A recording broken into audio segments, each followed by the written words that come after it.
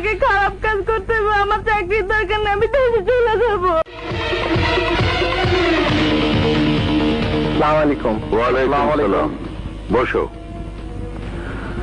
আমি সব শুনেছি, সব জানি, কিন্তু একটা ব্যাপারে আমি কনফিউজড।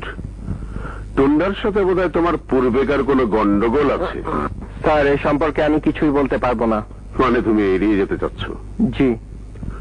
ঢাকা শহরে তোমার যে পজিশন, তোমার যে নাম ছড়িয়েছে, সে অনুযায়ী সবই তোমার ঠিক আছে, কিন্তু তোমার কাছে টাকা পয়সা সে অনুপাতে নেই, এবং এই লাইনে টাকা পয়সা কিভাবে আসে তাও বোধহয় তুমি জানো না। জি না। এই লাইনে সবচেয়ে বড় ইনকামের সেক্টর হলো গার্মেন্টস, জুট ব্যবসা, কাটা কাপড়ের ব্যবসা। তুমি যদি শুধু মৌচাক থেকে রামপুরা টিভি ভবন পর্যন্ত ওই এলাকায় রাস্তার দুপাশে যে গার্মেন্টস গুলো আছে সেগুলো যদি তোমার কন্ট্রোলে রাখতে পারো, তাহলে প্রতি মাসে তোমার ইনকাম হবে 50 লক্ষ টাকা। কিন্তু আমি বুঝতে পারছি না আমার কি করতে হবে।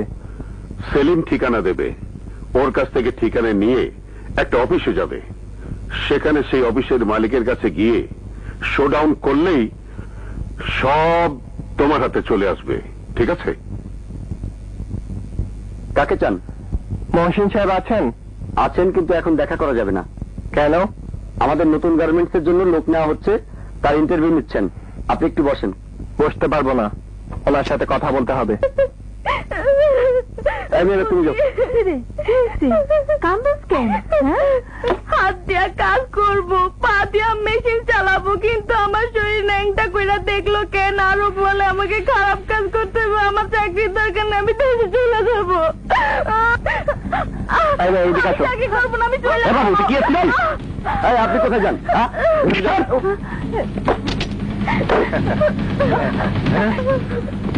এই তুমি কে? বাইনচোদের বাচ্চা, আমার অফিসের মধ্যে ঢুকিত? আমি বাচ্চাদের বাচ্চা।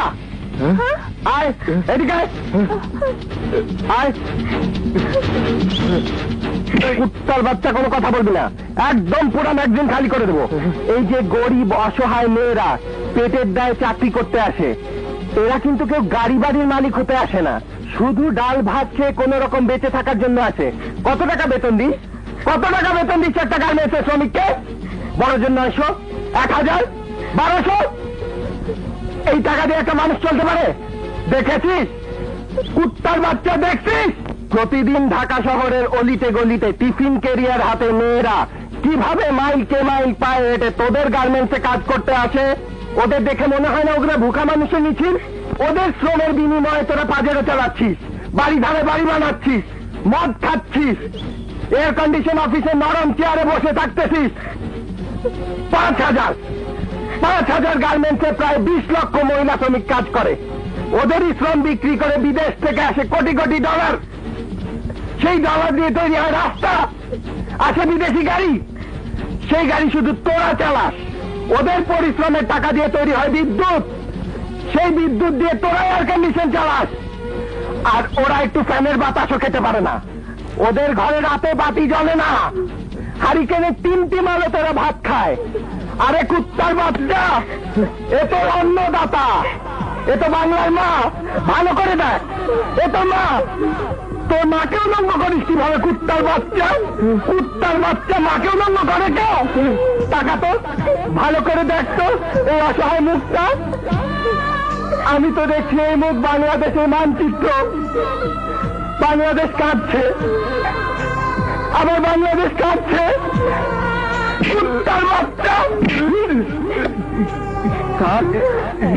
বাচ্চা গুলি করে দেবো। এই কুত্তার বাচ্চা, চেয়ে দেখ, এরা সবাই তোর মা। চেয়ে দেখ, তোমরা চেয়ে দেখো, এ তোমাদের জারদ সন্তান।